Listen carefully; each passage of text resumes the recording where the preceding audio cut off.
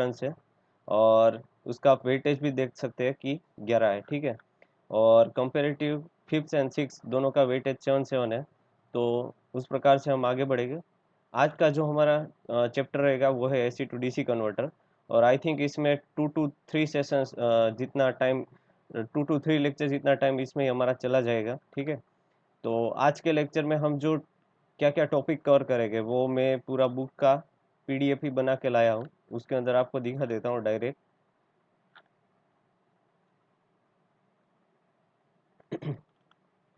AC to DC converter, और इसके अंदर आप देख सकते हैं कि कंसेप्ट क्या क्या हमको पढ़ना है इस चैप्टर के अंदर, ठीक है।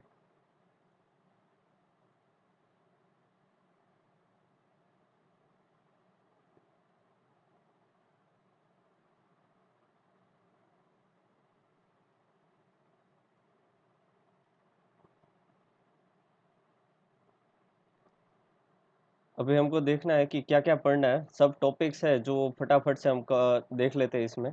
तो जो पहला रहेगा वो है कंसेप्ट ऑफ फेज कंट्रोल, ठीक है। ये हम एक्चुअली देख चुके हैं कि फेज कंट्रोल क्या होता है, एसी टू डीसी कन्वर्ट कैसे होता है, आप भी पहले पढ़ चुके होंगे, पर फिर से इसको फटाफट रिवाइज करना जरूरी है, ठीक है। उसके बाद का जो टॉपिक है वो है single phase half wave converter, single phase full wave converter, मतलब ये दोनों होके पूरा हो गया अपन का सिंगल फेज कन्वर्टर, ठीक है।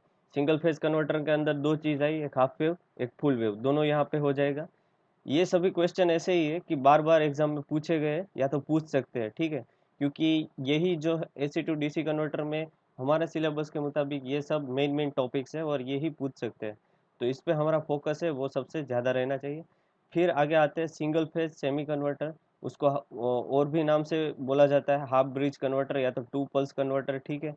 तो एग्जाम में ये भी चीज़ें सब ध्यान में रखिए साथ साथ में कि कोई कन्वर्टर का नाम ऐसा नहीं है कि जो हम बोलते हैं वही है, और भी कुछ हो सकता है उसकी कैरेक्टरिस्टिक्स के ऊपर से, ठीक है। तो हमको वो भी ध्यान में रखना चाहिए कि कौन कौन सा नाम से उसको जाना जाता है, ठीक है।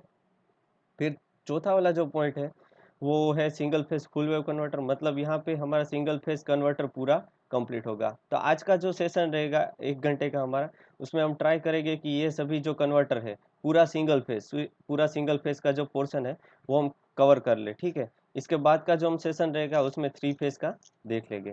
तो अभी स्टार्ट करते हैं।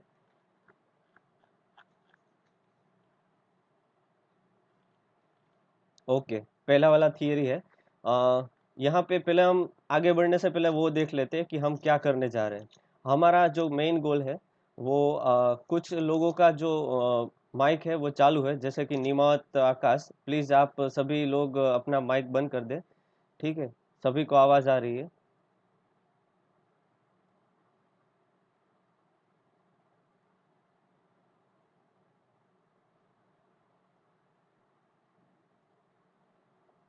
ओके, अभी जो हमारे यहाँ पे कंसेप्ट क्या है वो हम स्टेप बाय स्टेप देखते जाएंगे।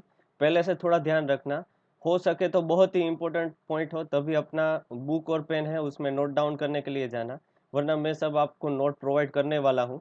तो प्लीज़ आप यहाँ इधर उधर मत करना, क्योंकि क्या होता है स्क्रीन पे मेन कंटेंट है जो बोलता है वो चला जाता है और आप लिखने में रह जाते हैं, ठीक है। तो अभी हो सके बहुत ऐसा लगे मेन पॉइंट है कुछ रह गया है तो ही लिखे, वरना अभी लिखने का कुछ ज़रूरत नहीं है, कोई बुक खुला रखने का ज़रूरत नहीं है। अभी सिर्फ और सिर्फ फोकस अपनी स्क्रीन पे रखिए, मेरा वीडियो भी ना देखें, सिर्फ स्क्रीन देखें, ठीक है। अभी हम स्टार्ट करते हैं एसी टू डीसी कन्वर्टर, ठीक है। तो मेन गोल यहाँ पे हमारा सब्जेक्ट ये है कि हमको एसी क्वांटिटी लेना है जहाँ अल्टरनेटिंग करंट आ रहा है, और उसका हमारा क्या करना है डीसी करंट में उसको कन्वर्जन करना है, ठीक है। अभी यहाँ देखिए क्या किया हमने, एसी सप्लाई वोल्टेज लिया जो कि अल्टरनेटिंग नेचर का होता है, ठीक है। और जो हम यहाँ पे ग्राफ शो करते हैं वो ग्राफ शो करता है एंगुलर पोजीशन में, ना कि टाइम के रिस्पेक्ट में, ठीक है। तो यहाँ पे जो यहाँ नोट नहीं किया है, नीचे आप नोट किया हुआ देख सकते हैं कि क्या नोट किया है। और मेरी रिक्वेस्ट भी है आप सभी पार्टिसिपेंट से कि प्लीज़ टाइम से ज्वाइन किया कीजिए, क्योंकि अभी 10 बज के 10 मिनट हो गए और आप बारी बारी से आ रहे हैं, ठीक है। तो ट्राई कीजिए कि 10 बजे ही सब आ जाए। ओके, अभी यहाँ पे देखिए एंगुलर पोजीशन दो दो रिस्पेक्ट में हम ये जो एक्सिस है वो ड्रॉ कर सकते हैं। पहला जो है वो है कि हम टाइम के रिस्पेक्ट में ड्रॉ करें, ठीक है। तो ये पूरा यहाँ पे जो भी हम बताएंगे वो टाइम के रिस्पेक्ट में बोलेंगे, मतलब कि यहाँ 0 सेकंड, यहाँ 10 मिली सेकंड, यहाँ 20 मिली सेकंड। दूसरा जो पॉइंट रहता है उसमें हम दूसरी वाली जो सिस्टम है उसका यूज करते हैं, जिसमें एंगुलर पोजीशन यूज करते हैं, मतलब कि ओमेगा टी यहाँ लिखते हैं। तो ये जो यहाँ पे जो हम सब ज्यादातर जो जो कुछ भी हम बताएंगे वो सब क्या आएगा, एंगुलर पोजीशन में आएगा। तो कभी भी एग्जाम्स में या कहीं पर भी टी मत लिखिए, ओमेगा टी लिखिए, क्योंकि ये एंगुलर पोजीशन शो करेगा, ठीक है। तो अभी एंगुलर पोजीशन की बात करें तो यहाँ पे आप देख सकते हैं कि 0, पाई, 2 पाई, 3 पाई, ऐसे करते करते आगे अल्टरनेटिंग करंट अपना बढ़ता चला जाएगा, ठीक है। अभी यहाँ देखिए उसका आउटपुट क्या रहेगा, ये अपन का क्या था, इनपुट। ये वाला पोर्शन था वो क्या था, अपन का इनपुट। अभी इनपुट के सामने जहां पर भी हम ट्रिगर करेंगे, मतलब कि हमारे पास घर पे पंखे का स्विच है, जब हम स्विच को चालू करेंगे तब क्या होगा, पंखा शुरू हो जाएगा। तो सेम इसी प्रकार से जब हमारा पावर इलेक्ट्रॉनिक्स बेस्ड कोई स्विच है, मान लीजिए कि आपने आईजीबीटी यूज किया है, तो जब आईजीबीटी को आप गेट पल्स प्रोवाइड करोगे तब जाके वो ट्रिगर होगा, और वो जब ट्रिगर होगा तो उसको हम बोलते हैं ट्रिगरिंग एंगल, ठीक है। तो यहाँ पे जो अल्फा शो कर रहा है वो क्या है, अपन का ट्रिगरिंग एंगल। और जब ट्रिगर देंगे तभी जाके वो स्विच है, वो अपन का इनपुट है, स्विच के अंदर जो इनपुट आ रहा है उसको ही आउटपुट पर चलने देगा। अगर आप ट्रिगर नहीं देते, गेट पल्स नहीं दोगे, तो इनपुट को क्या करेगा, लॉक करके रख देगा, आउटपुट 0 देगा, ठीक है। तो ये चीज यहाँ पे मेन फंडामेंटल्स है। अगर एग्जाम्स में ऐसा पूछ लेते हैं, ठीक है, एग्जाम्स में ऐसा पूछ लेते हैं कि समझाइए कि कंसेप्ट ऑफ फेज कंट्रोल क्या है, ठीक है, क्या पूछ लेंगे, कंसेप्ट ऑफ फेज कंट्रोल क्या है, तो आपको क्या समझाना है, आपको समझाना है सिंपल कि एक एसी सोर्स लीजिए सर्किट में, ठीक है। यहाँ पे मैंने नहीं लिया है, पर आप सिंपल सा कोई भी ऐसा एक फिगर ड्रॉ कर सकते हैं जहाँ पे एक एसी सोर्स लीजिए, एक स्विच रख दीजिए, और सामने की तरफ एक लोड रख दीजिए। यहाँ से एसी क्वांटिटी आ रहा है और यहाँ से उसका एसी टू डीसी कन्वर्जन हो रहा है। क्यों, क्योंकि ये स्विच है वो कंट्रोल स्विच है, और वो हम जो तय करेंगे उस प्रकार से वेवफॉर्म को पास होने देगा उस एंगल पे, ठीक है। तो यहाँ पे हमको वेवफॉर्म ड्रॉ कर देना है बाद में। वेवफॉर्म के अंदर पहले इनपुट वेवफॉर्म रहता है, उसके बाद जो भी आउटपुट वेवफॉर्म रहेगा वो। यहाँ पे इनपुट वेवफॉर्म में हमको और कुछ लेने की जरूरत नहीं, इसलिए हमने क्या किया, इनपुट वोल्टेज सप्लाई का ही वेवफॉर्म ले लिया है। किसके साथ, तो के एंगुलर पोजीशन के साथ, ठीक है, with respect to angular position, ठीक है, with respect to not a time, with respect to angular position. दूसरा जो वेवफॉर्म है यहाँ पे हमने ले लिया है आउटपुट वोल्टेज। आउटपुट वोल्टेज के अंदर आप देख सकते हैं कि हमने अल्फा पे ट्रिगर किया, तो यहाँ तक का जो पोर्शन था उसमें वोल्टेज कुछ नहीं मिल रहा था, ठीक है। आउटपुट में वोल्टेज क्या था, 0, कितना पोर्शन में, इतना पोर्शन में। उसके बाद आप देख सकते हैं कि यहाँ से पूरा जो वेवफॉर्म है आपको एज इट इज मिला। क्यों, क्योंकि वहां पे अल्फा पॉइंट पे हमने ट्रिगर कर दिया था। और कहाँ तक चलेगा, पाई तक, क्योंकि पाई पे जो वैल्यू होता है वोल्टेज का वो क्या हो गया, 0, अल्टरनेटिंग नेचर है। तो पाई पे उसका क्वांटिटी क्या हो जाता है, 0। बाद में वो नेगेटिव में चला जाता है, तो नेगेटिव में तो अपन का स्विच है वो रिवर्स बायस में चला जाएगा, ठीक है। यहाँ पे मेन पॉइंट ध्यान में रखिए, जब स्विच रिवर्स बायस में जा रहा है, इसकी वजह से ये जो पोर्शन है उसमें क्या आ रहा है, 0 वोल्टेज, ठीक है, कुछ वोल्टेज नहीं आ रहा है। अभी दूसरा फिर से साइकिल जो स्टार्ट होगा, मतलब ये पॉइंट से, ठीक है। तो यहाँ से आप देख सकते हैं कि दूसरा साइकिल फिर रिपीट हुआ। जो ये साइकिल था वो फिर से यहाँ रिपीट शुरू हो गया, और आप देख सकते हैं कि 2 पाई प्लस अल्फा से लेके 3 पाई तक वो कंडक्ट करेगा। और फिर से जो है 3 पाई के बाद का जो पोर्शन, उसमें क्या हो जाएगा, 0 हो जाएगा। अभी यहाँ देखिए हमने साथ में आउटपुट करंट का भी वेवफॉर्म यहाँ शो करके रखा है, जो करंट सेम एससीआर में से भी फ्लो हो रहा है। क्योंकि यहाँ पे जो सिंपल हम फंडामेंटल समझा रहे हैं उसके अंदर आर टाइप लोड लेके रखा है, ठीक है। ध्यान से देखिए दोस्तों, यहाँ पे 2 या 3 प्रकार का लोड स्टडीज में आ सकता है। पहला जो लोड रहता है वो सिंपल रजिस्टिव लोड रहता है। रजिस्टिव लोड मतलब उसके अंदर सिर्फ रजिस्टर लगा है या तो उस टाइप का नेचर का लोड लगा है। दूसरा जो टाइप से आता है वो आरएल टाइप लोड आता है, रजिस्टिव प्लस इंडक्टिव लोड, ठीक है। तीसरा जो टाइप से आता है वो आरएलई टाइप लोड आता है, जिसमें,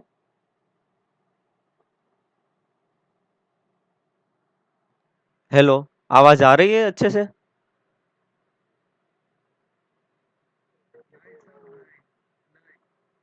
हेलो।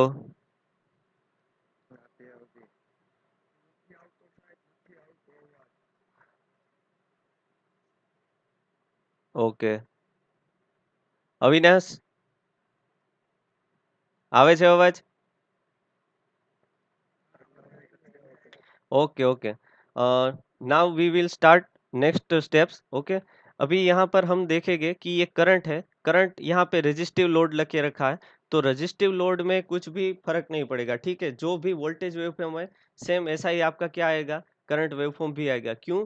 क्योंकि यहाँ पे रेजिस्टिव नेचर का लोड रखा है। अगर आप एल टाइप लोड भी बीच में ले लेते, अगर आप एल टाइप लोड लेके रखते तो क्या होता कि वो एल जो है इंडक्टिव है कंपाउंड, वो क्या नेचर रखता है, वो स्टोरिंग करने का नेचर रखता है। क्या स्टोर करेगा?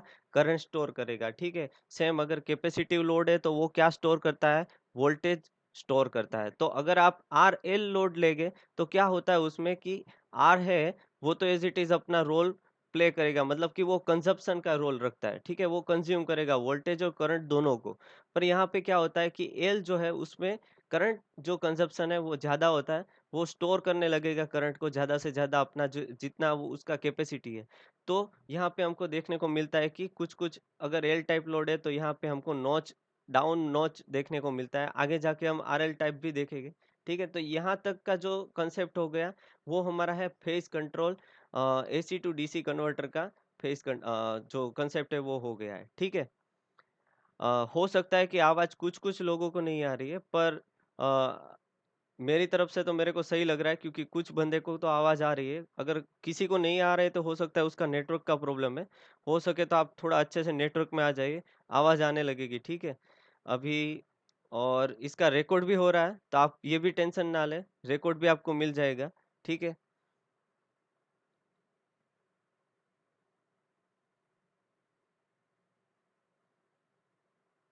अभी यहाँ से देखें, single phase half wave converter. ठीक है, single phase half wave converter, single phase half wave converter दूसरा वाला जो मेन टॉपिक्स है ये चैप्टर का, ये हम स्टार्ट कर रहे हैं। Single phase half wave converter में पहला जो लोड पड़ेगा वो है single phase half wave control rectifier with resistive load. ठीक है, यहाँ पे अलग अलग स्टडीज लोड हमको बुक में दे के रखे हैं। रजिस्टिव लोड है, फिर उसके बाद हम देखेंगे रजिस्टिव इंडक्टिव लोड। तो पहला जो हमारा लोड है रजिस्टिव लोड, ये सब थियरी है वो आप अपने आप से पढ़ना, पर हम यहाँ पे जो है डायरेक्ट उसको एक्सप्लेन कर रहे हैं, तो आप उस पे फोकस कीजिए कि क्या यहाँ हो रहा है। ठीक है, तो ये जो सर्किट है वो half wave control rectifier with resistive load की सर्किट है।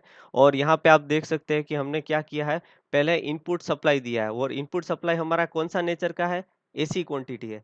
एसी क्वांटिटी है, यहाँ पे हमने आइसोलेट ट्रांसफॉर्मर टाइप का यहाँ पे एक मैकेनिज्म रखा है, और उसके बाद क्या किया है, सर्किट को एक थायरिस्टर से, सिंगल थायरिस्टर से जॉइंट कर दिया है। और जैसे ही हम यहाँ से हमारा देखिए ऐसे पूरा एसी वेवफॉर्म है तो वो आएगा। ठीक है, एसी वो वेवफॉर्म है वो पूरा ऐसे आएगा। पर जो ये थायरिस्टर है तो वो सिर्फ इतने पोर्शन में क्या करेगा, जो पॉजिटिव पोर्शन है उसके अंदर रिएक्ट करेगा, वो उसमें फॉरवर्ड बायस आएगा। पर जो दूसरा वाला पोर्शन है उसके अंदर क्या हो जाएगा, वो रिवर्स बायस में चला जाएगा। तो जो फॉरवर्ड बायस है, मतलब कि ये वाला जो पोर्शन है उसके अंदर क्या आएगा, हमारा आउटपुट वोल्टेज मिलेगा। जबकि जो डाउन वाला वोल्टेज है, ठीक है, नेगेटिव वोल्टेज साइकिल है, उसके अंदर हमारा स्विच है ये, वो रिवर्स बायस में चला जाता है, उसकी वजह से हमको वोल्टेज नहीं मिलेगा। ठीक है, तो यहाँ पे हमको वोल्टेज नहीं मिल रहा है, यहाँ पे हमको वोल्टेज मिल रहा है। और कौन से टाइम पे वोल्टेज मिल रहा है, तो कि जब हम उसको ट्रिगरिंग देते हैं। यहाँ पे आप देखिए एससीआर ट्रिगरिंग का अलग से वेवफॉर्म दे के रखा है।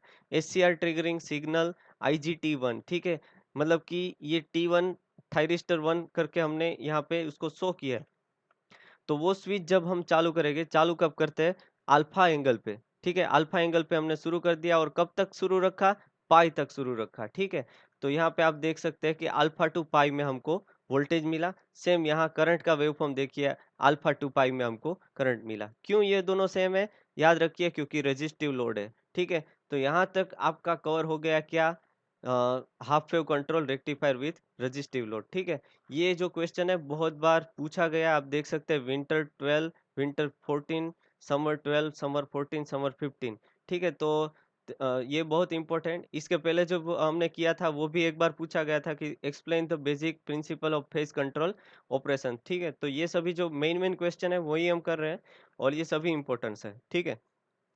अभी इसका जो मैथमेटिकल इक्वेशन है वो कैसे डिराइव करते हैं, क्योंकि आपको थियरी आ गई, आपको फिगर आ गई, उसकी सर्किट आ गई, आपने उसका वेवफॉर्म ड्रॉ कर दिया।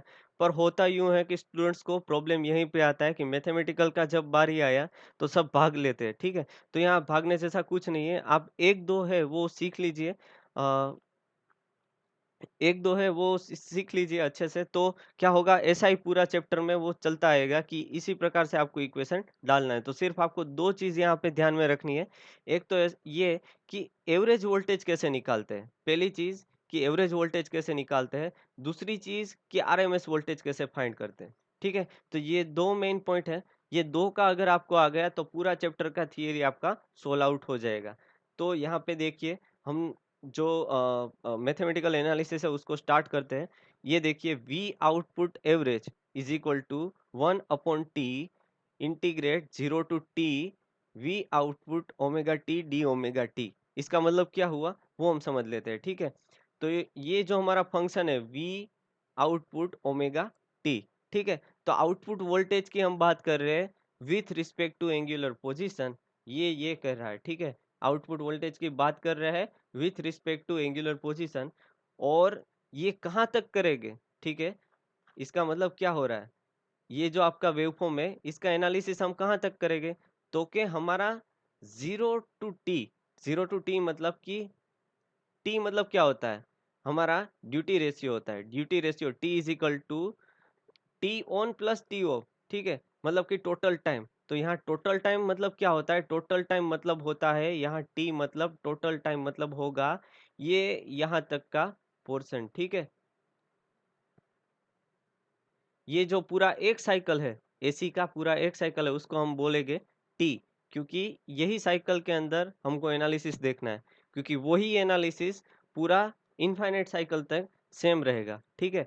तो इसीलिए हमने क्या कर दिया 0 टू टी, ठीक है? और एवरेज वोल्टेज में ये पूरा उसको डिराइव करने के लिए 1 पूरा जो मिलेगा वो क्वांटिटी, ये जो इंटीग्रेशन करके पूरा जो क्वांटिटी मिलेगा उसको क्या कर दीजिए डिवाइड टू टी, ठीक है? तो ये आपका हो गया वी आउटपुट एवरेज वोल्टेज, ठीक है? आउटपुट एवरेज वोल्टेज मिल गया आपको। यहाँ पे एक चीज़ ध्यान में रखिए कि अ, अभी आपको ये जो था वो जनरल फ़ॉर्मूला था। क्या था? जनरल फ़ॉर्मूला, ठीक है? पर अगर आपको सेम यही वेवफ़ॉर्म के लिए जो कि आपको आउटपुट में मिल रहा है, जो कि हमने अल्फ़ा पे ट्रिगर किया है, ठीक है? दूसरा वाला साइकिल में 2 पाई प्लस अल्फ़ा पे ट्रिगर किया है। तो सेम आपको यही का एनालिसिस करने के लिए आपको क्या करना पड़ेगा? तो कि यही इक्वेशन के अंदर थोड़ा आपको मॉडिफिकेशन करना पड़ेगा, जैसे कि मैं यहाँ से टी मतलब टोटल टाइम कितना लिया है 0 टू पाई, पाई टू 2 पाई। ये एक वेव फॉर्म, ये मेरा एक साइकिल कंप्लीट हुआ। फिर से 0 टू पाई, पाई टू 2 पाई, ठीक है? तो 0 टू पाई, पाई टू 2 पाई मतलब ये एक साइकिल हो गया 1 अपॉन 2 पाई। अभी हम ट्रिगर कहाँ पे कर रहे हैं? अल्फा पे हम ट्रिगर कर रहे हैं, ठीक है? ट्रिगर कहाँ पे किया? अल्फा पे। तो हमारा शुरुआत 0 से नहीं होगा। कहाँ से शुरू होगा? ये 0 से शुरू हो रहा था, 0 से नहीं होगा। हमारा साइकिल शुरुआत हुआ कहाँ से? जहाँ से हमने ट्रिगरिंग दिया। तो क्या अल्फा से शुरुआत हुआ और कहाँ तक वेवफॉर्म चालू रहा? पाई तक चालू रहा, ठीक है? 2 पाई तक चालू नहीं रह रहा है, क्योंकि पाई टू 2 पाई वाला जो पोर्शन है वो रिवर्स बायस वाला स्विच का कंडीशन है। स्विच कब फॉरवर्ड आता है? 0 टू पाई में ही फॉरवर्ड में आ रहा है, ठीक है? तो यहाँ पे हमने क्या कर दिया अल्फा टू पाई, और वी आउटपुट वोल्टेज का ये जो इक्वेशन लिखते हैं, ठीक है? ये बहुत अच्छा है, ध्यान में रखिए। कुछ कॉम्पिटिटिव एग्जाम्स में भी इसमें से क्वेश्चन निकल के आ जाते हैं, ठीक है? V M sine omega T D omega T, इसका मतलब क्या होता है? आप साइन ये जो आप एक काम कीजिए घर पे, आप इसके ऊपर गेम भी खेल सकते हैं। क्या कीजिए एक साइन का फंक्शन ले लीजिए। साइन 0 क्या होता है? 0। साइन 90 क्या हो गया? 1। साइन उसके बाद 98 ऐड कर दीजिए, साइन 180 क्या हो गया? फिर 0। तो ये आपका जब वैल्यू पुट करेंगे तो आपको कुछ ऐसा कुछ देखने को मिलेगा, ठीक है? आपको पूरा एक ऐसा वेवफॉर्म आपको हर एक पॉइंट यहाँ पे 1 पॉइंट, 2 पॉइंट, 3 पॉइंट, 4 पॉइंट ऐसे हर एक पॉइंट आपको देखने को मिलेंगे, और आखिरकार आपको फाइनली ऐसा एक वेवफॉर्म देखने को मिलेगा जिसको हम बोलते हैं साइन वेव, ठीक है, तो इसलिए यहाँ पे लिखा है साइन ओमेगा टी, क्योंकि हमारा जो एसी वेव फॉर्म है वो कौन सा नेचर रखता है, साइन। ठीक है, वो नेचर से कैसा है, साइन। ठीक है, पर यहाँ पे आगे आप देख सकते हैं कि वीएम भी लिख के रखा है, तो मतलब वीएम क्या होगा।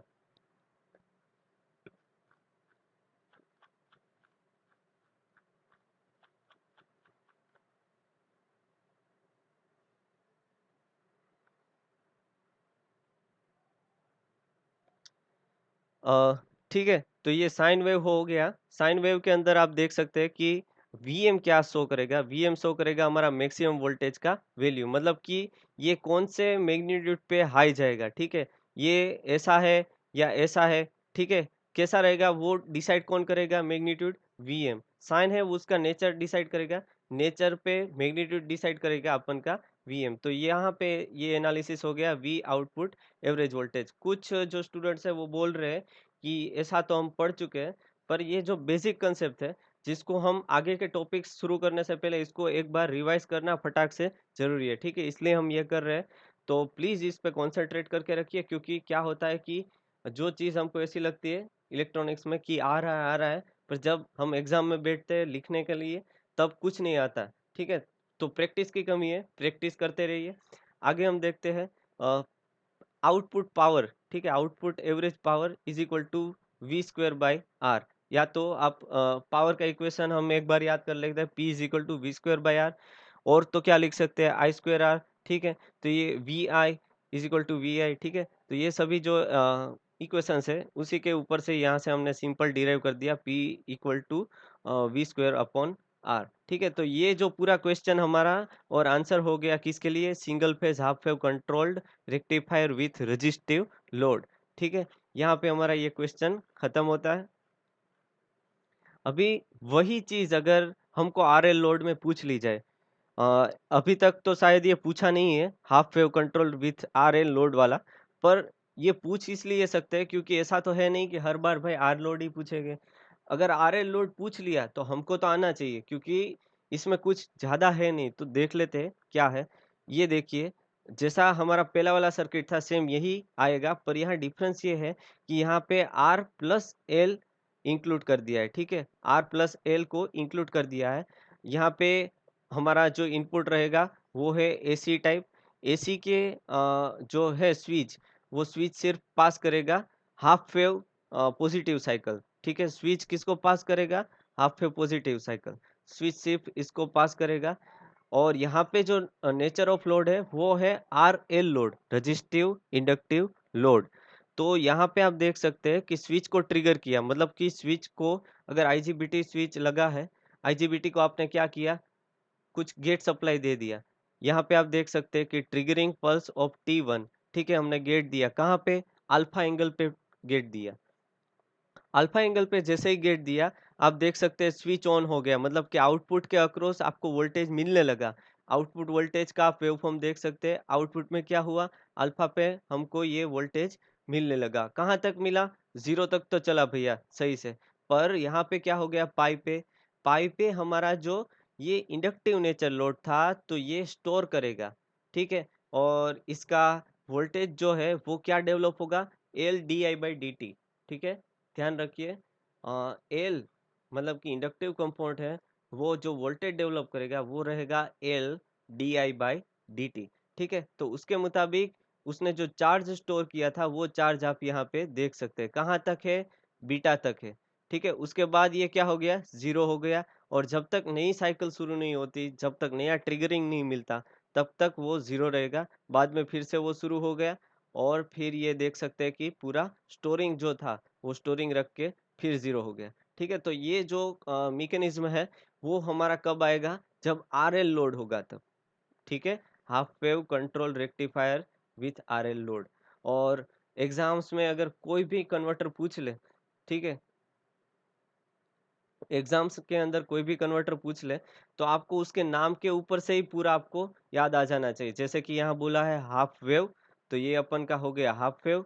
ठीक है, कंट्रोल मतलब कि ये जो स्विच है वो आपको कंट्रोल रखनी है, यहाँ पे डायोड नहीं रखना है। ठीक है, आप डायोड भी डाल सकते हो, पर यहाँ डायोड नहीं रखना है। क्या करना है, कंट्रोल करना है। क्यों, क्योंकि हमको हम अपने मर्जी के मुताबिक अल्फा कुछ भी रख सकते हैं और उसके मुताबिक हमको क्या करना है, अल्फा सेट करना है। उसके बाद हम देखते हैं रेक्टिफायर विथ आरएल लोड। ठीक है, तो अभी लोड का बात कर दिया, तो ये जो एग्जाम में पूछा जाता है क्वेश्चन, उसके अंदर ही पूरा सब दे के रखा है। हाफ वेव लाना है, कंट्रोल भी है और आरएल लोड भी है। ठीक है, तो ये तीनों चीज हो गई। उसके ऊपर से हमको फिगर भी याद आ जाएगा और ये सब वेव फॉर्म बारी बारी से ड्रॉ करना है। वेव फॉर्म में सीक्वेंस क्या रखिए, पहले इनपुट वोल्टेज, ठीक है, फिर पल्सिस जो दे रहे हो उसके साइमल्टेनियस आपको जो आउटपुट वोल्टेज मिल रहा है, आउटपुट करंट जो मिल रहा है और सप्लाई करंट का जो वेवफॉर्म है वो।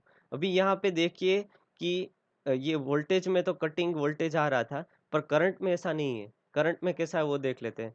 तो यहाँ पे इंडक्टर लगा है, तो इंडक्टर क्या करेगा, पहले धीरे धीरे धीरे धीरे करंट को कंज्यूम करता चले जाएगा। तो ये देख सकते हैं कि धीरे धीरे इसका वेवफॉर्म अप हो रहा है। कब तक करेगा कंज्यूम, पाई तक करेगा। ठीक है, पर जैसे ही साइकिल नेगेटिव हो गई, तो वो क्या करेगा, अपन इंडक्टर के अंदर जो करंट है वो स्टोर था, वो क्या करेगा, रैपिडली डिस्चार्ज होना शुरू हो जाएगा। मतलब यहाँ से वो स्लोप डाउन हो गया और ये जो पोर्शन है उसके अंदर इंडक्टर का स्टोरिंग जो पार्ट था, स्टोरिंग करंट था, वो डिस्चार्ज हो गया इतने पोर्शन के अंदर। ठीक है, और वो कब तक होगा, बीटा तक होगा। ठीक है, वो हमने डाल दिया है यहाँ पे।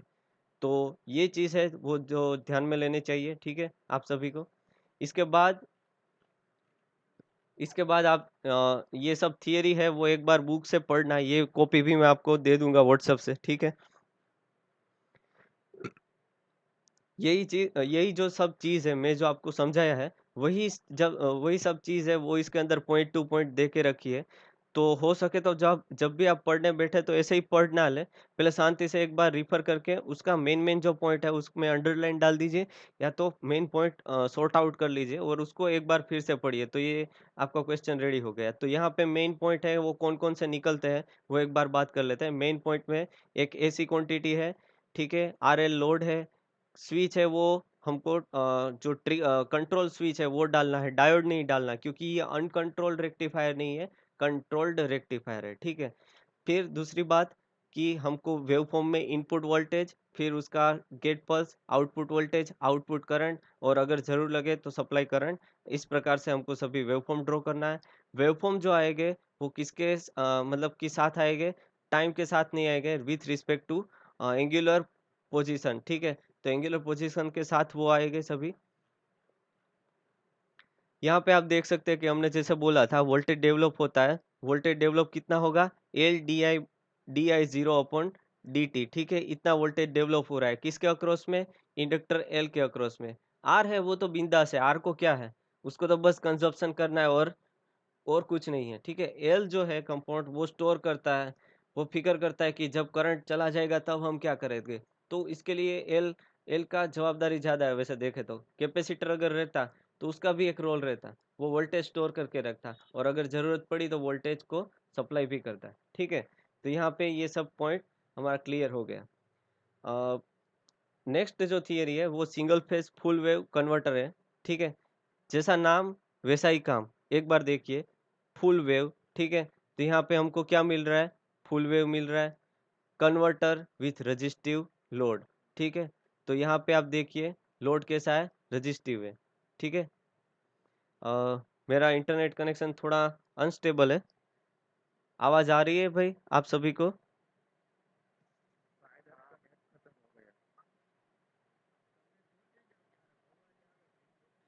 ओके।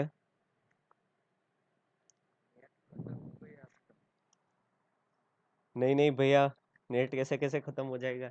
चलो अभी आ रही है ना आवाज़? Okay okay. हाँ चलो, अपना अपना जो ऑडियो है वो म्यूट कर दो अभी, रेगुलर स्टार्ट कर दो। हाँ, अभी जो नेक्स्ट टॉपिक है वो हम देख रहे हैं कि full wave converter with resistive load. ठीक है, फुल वेव कन्वर्टर, यहाँ फुल वेव आउटपुट है वो कैसा आएगा, फुल वेव कन्वर्टर है। कन्वर्टर एक एक चीज ये भी याद रखिए कि एग्जाम में आपको ऐसा भी कंफ्यूजन होगा कि सिर्फ इतना लिखा है क्वेश्चन के अंदर कि सिंगल फेज कन्वर्टर समझाइए। तो अगर कन्वर्टर शब्द सिर्फ लिखा है, आगे पीछे कुछ नहीं लिखा है कि डीसी टू डीसी है, डीसी टू एसी है, AC to DC, AC to AC है, क्या है, तो आपको यह समझना है कन्वर्टर सिर्फ लिखा है तो एसी टू डीसी समझ लीजिए। ठीक है, अगर उसको बोलना है कि डीसी टू डीसी करना है तो वो लिखेगा क्वेश्चन के अंदर, वो आप टेंशन ना लें, ठीक है। तो कुछ बार ऐसा भी कंफ्यूजन हो जाता है कि थियरी आ रही है पर क्वेश्चन ही समझ में नहीं आता, ठीक है। तो अगर कुछ सिर्फ इतना लिखा है कि full wave converter with resistive load explain कीजिए, तो आपको ये समझना है कि एसी टू डीसी करना है, कन्वर्टर मतलब फुल वेव करना है और रेजिस्टिव लोड डालना है, ठीक है। यहाँ पे हम देखते हैं ऑपरेशन, ये हो गया अपन का एसी, ठीक है, सप्लाई में एसी आ गया। यहाँ पे ये मैकेनिज्म है, वो हमारा कौन-सा टाइप का है, full wave mid point converter है, ठीक है। ये कौन-सा मैकेनिज्म पे वर्क करता है, full wave mid point converter पे। तो ये आप देख सकते हैं मिड पॉइंट, जैसे हमारा ब्रिज ब्रिज कन्वर्टर आता था या तो ब्रिज ट्रांसफार्मर भी आता था, आपको याद हो तो।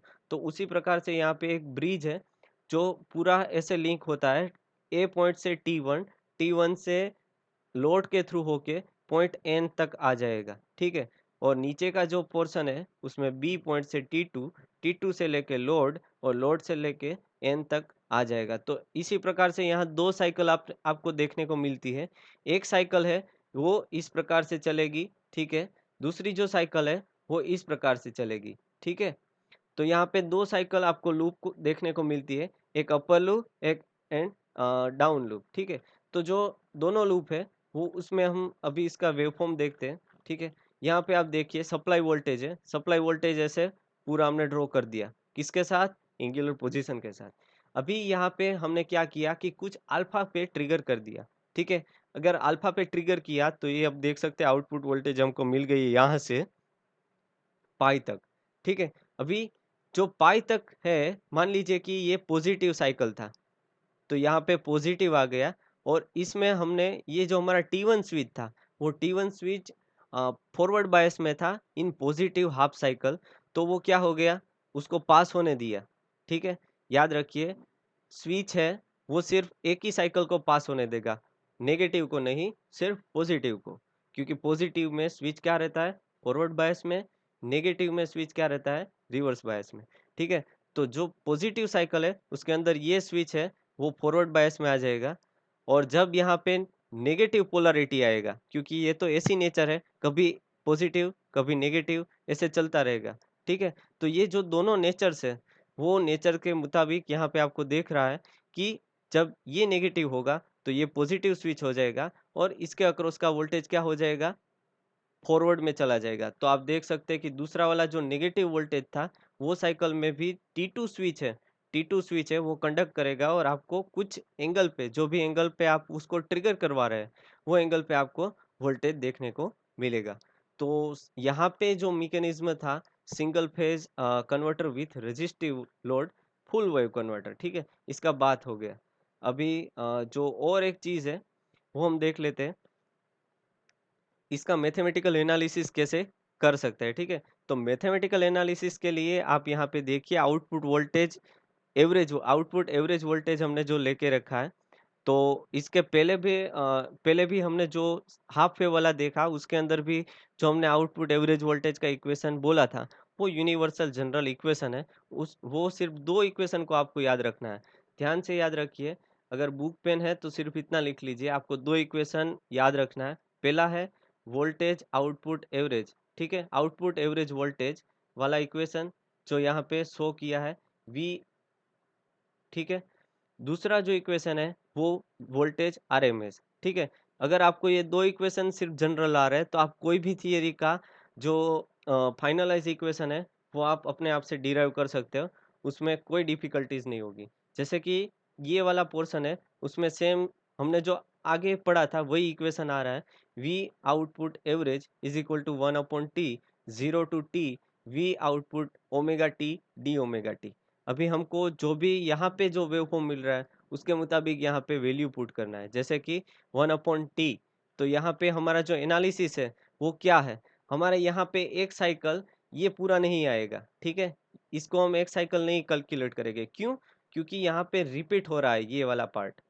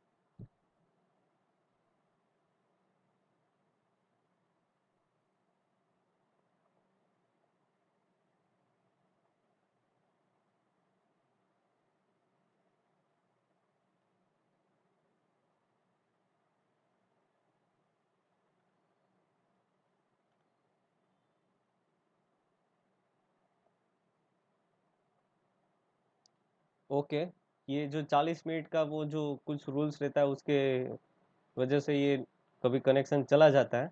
अभी सब आई थिंक बैक आ गए हैं, 15 लोग आ गए, 20 21 थे, अभी 5 6 और आएंगे। ठीक है, तब तक हम थोड़ा शुरू रखते हैं।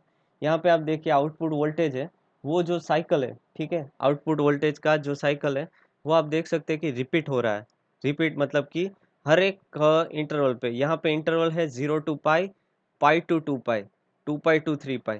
तो हर एक 0 to पाई मतलब हर एक पाई पाई पोर्शन पे ये क्या हो रहा है, रिपीट हो रहा है। तो इसकी वजह से हमने रिपीटेटिव जो हमारा पार्ट रहता है उसको हमको देखना होता है, इसलिए हमने 1/पाई करके रखा है। ठीक है, इसके पहले वाला जो इक्वेशन था वो भी एक बार हम देख लेते हैं फिर से, तो आपको आइडिया अच्छे से आ जाएगा। यहाँ पे देखिए हम क्या लिया था, 1/2 पाई लिया था। क्यों? क्योंकि यहाँ पे रिपीटेशन था, वो 0 to पाई, पाई to 2 पाई, यहाँ तक आके पूरा साइकिल जो था वो रिपीट हो रहा था। ठीक है, तो सीक्वेंस जो आपका वेवफॉर्म का रिपीट हो रहा है वो आपको ध्यान से देखना है, क्योंकि सीक्वेंस इज मेन। ठीक है,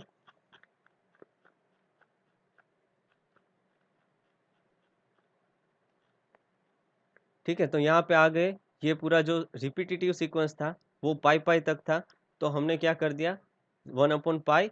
अभी जो हमारा ट्रिगरिंग एंगल था वो अल्फा से लेके कहाँ तक है, पाई, मतलब कि हमारा जो भी साइकिल में वोल्टेज मिल रहा है वो सिर्फ इन दो पॉइंट के बीच मिल रहा है। कौन कौन से दो पॉइंट? एक तो अल्फा है और दूसरा पाई है। फिर दूसरी साइकिल में पाई प्लस अल्फा है और 2 पाई है, 2 पाई प्लस अल्फा और 3 पाई। तो हमको कोई भी एक ले लेना है, अल्फा से pi, V M sine omega T D T, V M अपन पाई 1 प्लस कोस अल्फा। ठीक है, तो इसका जो फाइनल सॉल्यूशन है वो हमको ये मिलता है। अगर इसके बेस पे अगर आपको एग्जाम्पल कैलकुलेशन करना हो, अगर आप खुद से भी ऐसा कोई घर घर पे कन्वर्टर बना रहे हैं और आपको देखना है कि आउटपुट एवरेज वोल्टेज कितना मिल रहा है, तो आप ये इक्वेशन से इजीली फाइंड आउट कर सकते हैं।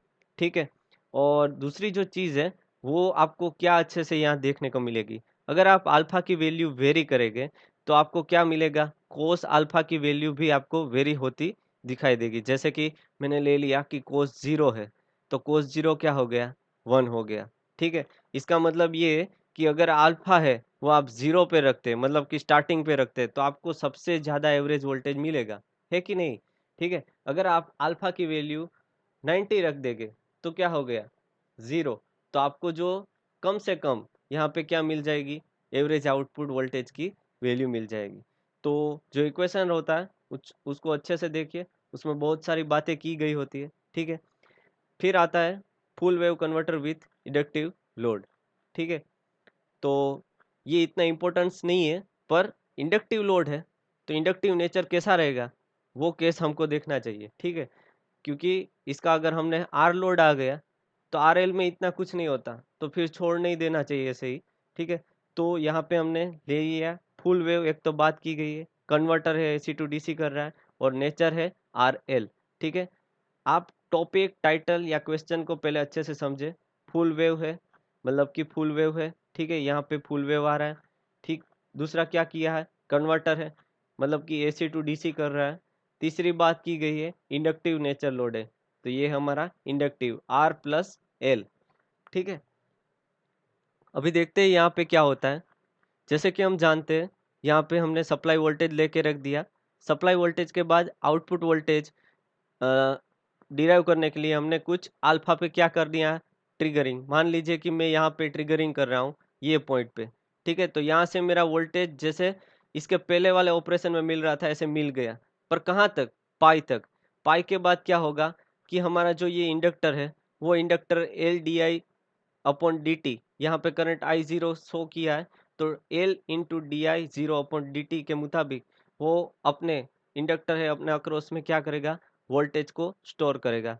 और जो वो वोल्टेज है वो क्या डिस्चार्ज होगा कब, जबकि पाई है, पाई पाई के बाद वो डिस्चार्ज शुरू हो जाएगा। ठीक है, तो आप देख सकते हैं पाई तक सब सही चला, उसके बाद क्या हुआ, डिस्चार्ज होना शुरू हो गया। मतलब कि इंडक्टर है उसकी पोलैरिटी जब आप उसको सप्लाई दे रहे हो तब कुछ और रहेगी, और जब आप उसको सप्लाई देना बंद कर दे हो तब इंडक्टर खुद सप्लायर बन जाएगा, और उसका पोलैरिटी है उस टाइम पे क्या होता है, नेगेटिव होता है। आई रिपीट दिस स्टेटमेंट, क्या होता है जब आप कोई भी इंडक्टर को सप्लाई दे रहे हैं तब इंडक्टर की पोलैरिटी जो है, ठीक है, उससे वो उल्टी हो जाएगी। कब? जबकि आप उसको सप्लाई देना बंद कर देंगे। ठीक है, तो यहाँ पे आप देख सकते हैं, अभी आउटपुट वोल्टेज की ये बात हो गई। दूसरी जो बात थी आउटपुट करंट I0 की है।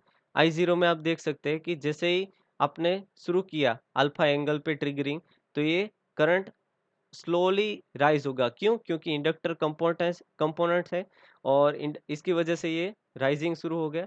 उसके बाद ये डिस्चार्ज होना शुरू हो जाएगा। कब? कब? जब तक कि दूसरा एंगल है वो हम प्रोवाइड नहीं करते। ठीक है, तो यहाँ पे ये सब बात क्लियर हो गई। आउटपुट करंट सेम उसी प्रकार से हमारा सप्लाई करंट, और यहाँ पे हमारा हम देख सकते हैं कि जो भी स्विच के अंदर से फ्लो हो रहा है, मतलब कि जो हाफ वेव, वो है हमारा एसीआर के थ्रू जो हो रहा है करंट पास, वो। ठीक है, यहाँ पे आप देख सकते हैं इसका मैथमेटिकल इक्वेशन कैसे डिराइव कर सकते हैं। तो इसके लिए 1/t 0 to t V output omega T D omega T, ये अपन का जनरल इक्वेशन हो गया। जनरल इक्वेशन में हमने देखा कि ट्रिगरिंग कहाँ से कहाँ तक हो रहा है, तो कि 1/पाई, मतलब कि इतना जो साइकिल है वो रिपीट हो रहा है। ठीक है, तो 1/पाई कहाँ से कहाँ तक ये कंडक्ट करेगा, अल्फा से लेके पाई प्लस अल्फा तक, अल्फा से लेके पाई प्लस अल्फा तक। और वी आउटपुट को हम कैसे लिख सकते हैं, तो कि इस प्रकार से लिख सकते हैं, V M sine omega T D omega T. तो इसके ऊपर से हम अगर इसको सोल्व आउट करेंगे तो हमको ये कुछ मिल गया 2Vm/पाई कोस अल्फा। ठीक है, अगर यहाँ पे हमको आरएमएस वोल्टेज फाइंड करना है, तो आरएमएस का ये आप नोट कर लेना, ये जनरल इक्वेशन है। ठीक है, ये वाला आरएमएस का जनरल इक्वेशन है, V O R M S is equal to 1/t 0 to t V output square omega T D omega T whole 1/2, मतलब कि ये स्क्वायर रूट है। ठीक है, तो यहाँ पे हमारा जो सेम वही फिलअप डेटा करना है जो भी हमको यहाँ पे ऑपरेशन में मिल रहा है। तो ऑपरेशन में क्या मिल रहा है, रिपीटेटिव सीक्वेंस है, मतलब कि 1/पाई आ रहा है। फिर ट्रिगर कहाँ से शुरू हो रहा है, ट्रिगर शुरू हो रहा है अल्फा से, और कहाँ तक साइकिल चल रही है, पाई प्लस अल्फा तक। ठीक है, तो ये सिर्फ चीज़ है, वो आप इनपुट डेटा करोगे तो आपको ऑटोमेटिकली ये सॉल्यूशन तक आपको ये पहुंचा देगा। ठीक है, यहाँ पे बुक में भी अच्छे से दे के रखा है कि कैसे ये दोनों ऑपरेशन परफॉर्म होते हैं। यहाँ पे आप देखिए कि जब पहला वाला जो है केस अल्फा टू पाई दे के रखा है, दूसरा वाला जो केस है पाई टू पाई प्लस अल्फा, मतलब कि ये इसलिए दे के रखा है कि आपको मालूम पड़े कि इंडक्टर का स्टोरिंग कैसे होता है, और आप भी हो सके तो एग्जाम में ये सब चीज़ है वो ड्रॉ करके समझाने की कोशिश कीजिए। इससे अच्छी इम्पैक्ट पड़ती है और आपका कंसेप्ट भी क्लियर है, वो इससे डिराइव हो जाएगा। ठीक है, और आज का एक और टॉपिक है, उसको हम पढ़ पढ़ लेते हैं। ठीक है, single phase semi converter. Single phase semi converter, half bridge converter, two pulse converter, जिसको और भी नाम से बोल सकते हैं, half bridge converter, two pulse converter. ठीक है, यहाँ पे क्या हो रहा है, सिंगल फेज सेमी कन्वर्टर, अभी सिंगल फेज आया तो हमने सिंगल फेज दे दिया। सेमी कन्वर्टर, सेमी मतलब कि जो हाफ हो, जैसे कि हम बोलते हैं फाइनल राउंड है, उसके पहले क्या आता है, सेमीफाइनल आता है। सेमी मतलब कि जो कुछ बाकी है, आधा है। ठीक है, ऐसा। तो यहाँ पे आधा क्या है, आधा ये है कि स्विच है, वो एक कंट्रोल्ड है, एक कंट्रोल स्विच है। दूसरी कैसी है, अनकंट्रोल्ड है। दूसरा सीक्वेंस में आप देखिए, एक कंट्रोल स्विच है और एक अनकंट्रोल, मतलब कि एक थायरिस्टर ले लिया, एक डायोड ले लिया, एक थायरिस्टर ले लिया, एक डायोड ले लिया। ठीक है, इसीलिए इसको क्या बोलते हैं हम, सिंगल फेज सेमी कन्वर्टर। यहाँ पे लोड कैसा ले लिया है, आर लोड। हम पहले जो एनालिसिस कर रहे हैं वो आर लोड पे कर रहे हैं। तो यहाँ पे आप पहली पोजीशन है जो मोड ऑफ ऑपरेशन है वो देखना शुरू करते हैं, तो पहली हाफ साइकिल होगी, ये देखिए, ये जो पॉजिटिव हाफ साइकिल है उसका केस देख लेते हैं। अगर मान लीजिए कि ये वाला पार्ट शुरू हो रहा है जो पॉजिटिव हाफ साइकिल है, ठीक है, तो यहाँ से करंट फ्लो होगा कहाँ तक, T1 से लेके R, और R से लेके D1।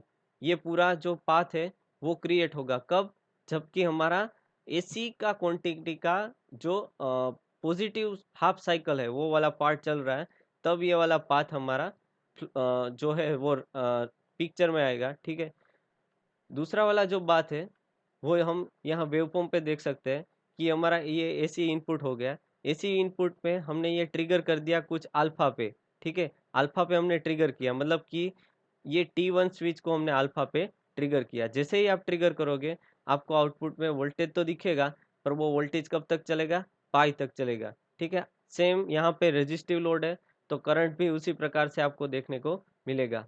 और यहाँ पे आप देख सकते हैं कि T1 एंड D1 करंट, ठीक है, T1 D1 का करंट दे के रखा है, दूसरा है T2 D2 का।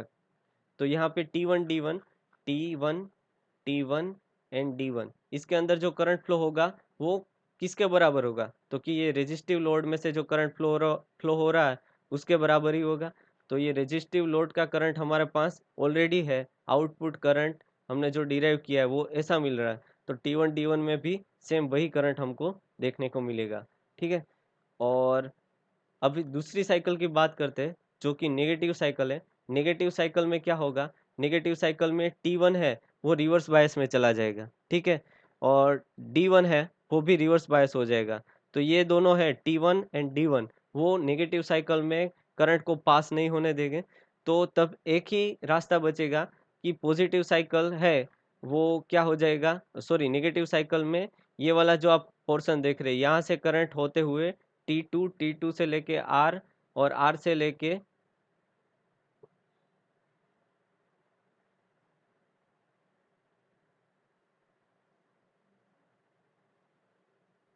यहाँ से आप देखिए T2, T2 पे ले जाएगा करंट, T2 से लेके R, R से लेके D2।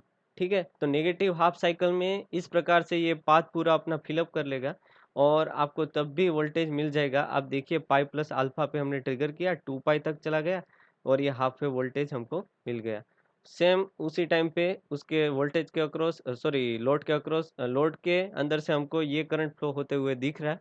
और उसी टाइम पे T2 D2, ठीक है, हमारा ये जो दोनों कंपाउंड है T2 एंड D2 दोनों का क्या हो रहा है, करंट क्या फ्लो होगा, वो सेम एज लोड। ठीक है, लोड का जो करंट है, आउटपुट का करंट, सेम वही करंट हमको यहाँ पे देखने को मिलेगा। और एक वेवफॉर्म यहाँ पे देखने को आपको मिलेगा, सप्लाई करंट। ठीक है, सप्लाई करंट में आपको ये बात तो समझ में आ जाएगी कि अल्फा पे ट्रिगर हुआ तो तब करंट फ्लो होना शुरू हुआ और पाई तक आ गया। ठीक है, और वो जीरो रहा कब तक, जब तक दूसरी साइकिल शुरू नहीं होती है तब तक। पर आपको ये बात शायद समझ में ना आए कि ये नेगेटिव क्यों आया। तो ये नेगेटिव इसलिए आया क्योंकि आप देख सकते हैं कि जब T2 और D2 में से जो हम करंट फ्लो करेंगे वो करंट की जो डायरेक्शन है वो क्या है, पूरी अपोजिट है। और अपोजिट डायरेक्शन में अगर करंट फ्लो हो रहा है तो उसको हम माइनस या तो नेगेटिव साइन से डिनोट करेंगे। क्योंकि हमने जो यहाँ IS की डायरेक्शन है वो आप देख सकते हैं इस प्रकार से ली है। पर जो दूसरी वाली साइकिल है, मतलब कि ये T2 से लेके D2 पर जब आता है करंट तो इसके अपोजिट में हो जाता है करंट। ठीक है, तो इसलिए हमारा यहाँ पे जो वेवफॉर्म मिल रहा है वो क्या है, नेगेटिव मिल रहा है। ठीक है, तो ये हमारा जो पोर्शन है वो,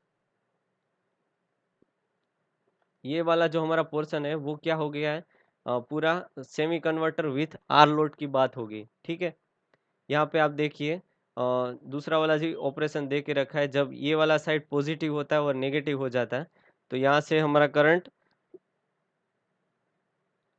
फ्लो होगा। पर ये जो करंट का डायरेक्शन हमारा था वो राइट टू लेफ्ट है और यहाँ पे जो कन्वेंशनल जो डायरेक्शन था वो लेफ्ट टू राइट थे। तो दोनों डायरेक्शन एक दूसरे के क्या है, अपोजिट है। तो अपोजिट होने की वजह से हमको दूसरी साइकिल में जो करंट, सप्लाई करंट है, वो हम क्या कंसिडर करते हैं, नेगेटिव कंसिडर करता है। ठीक है, और वैसे भी यहाँ पे nature of load, nature of source क्या है, एसी है। तो ये भी ध्यान आसानी से हमको मालूम हो जाएगा कि यहाँ पे ये जो पोर्शन है वो क्या लेना है। ठीक है, अभी आगे देखते हैं। यहाँ पे आप देख सकते हैं कि आउटपुट एवरेज वोल्टेज फिर से फाइंड किया गया है, वही जनरल इक्वेशन है। इसलिए मैं बार बार कहता हूँ कि आप सिर्फ दो इक्वेशन याद रख लीजिए, एक आउटपुट एवरेज वोल्टेज का और एक आरएमएस का। आरएमएस भी यहाँ पे दे के रखा है और फिर सिर्फ इनके अंदर आपको वैल्यूज पुट करनी होती है, आपको सॉल्यूशन ऑटोमेटिकली मिल जाएगा। ठीक है, यहाँ पे भी आप देख सकते हैं सॉल्यूशन हमको ऑटोमेटिकली मिला, पर कब, जब हमको ये मेन इक्वेशन आ रहा हो तब। ठीक है, एग्जाम में भी ऐसा हो सकता है कि आप सब कुछ भूल गए पर आपको सिर्फ ये दो इक्वेशन अगर याद रह गए, एक आउटपुट एवरेज वोल्टेज का और आरएमएस आउटपुट वोल्टेज का, तो आप इजीली, अगर फाइनल तक नहीं तो आधे रास्ते तक तो उसको फाइंड आउट कर ही लोगे। ठीक है, जो कुछ भी मार्क्स मिल गए कुछ ना करने से बेटर है कि कुछ कर लिया जाए, ठीक है? तो आज का जो लेक्चर है उसमें हम इतना ही रखते हैं। एक जो टॉपिक है बाकी रह हुआ सिंगल फेज का आखिरी वाला, वो हम नेक्स्ट लेक्चर के अंदर देख लेंगे, और नेक्स्ट लेक्चर के अंदर हमारा जो थ्री फेज का पोर्शन है उसको भी हम कंप्लीट कर देंगे।